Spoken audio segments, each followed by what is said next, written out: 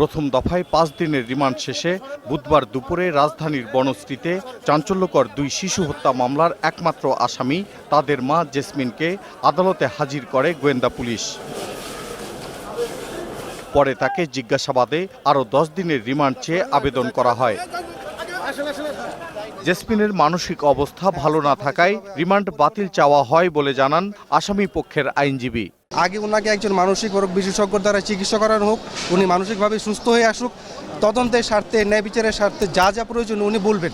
একজন মা তার নিজ হাতে 2টা শিশুকে হত্যা করেছে, যেটা তদন্তে প্রাথমিকভাবে বের হয়ে আসছে। বিজ্ঞ আদালত উভয় পক্ষকে শুনে সুষ্ঠু তদন্তের স্বার্থে 5 দিনের রিমান্ড মঞ্জুর করেছে। 29 ফেব্রুয়ারি বনশ্রীতে খুন হয় নুসরাত আমান ও আলভিয়া আমান নামে 2 শিশু। এ ঘটনায় জেসমিনকে আসামি করে শিশুদের বাবা আমানুল্লাহ রামপুরা থানায় মামলা করেন। 6 মার্চ মামলার তদন্তের দায়িত্ব পায় গোয়েন্দা পুলিশ।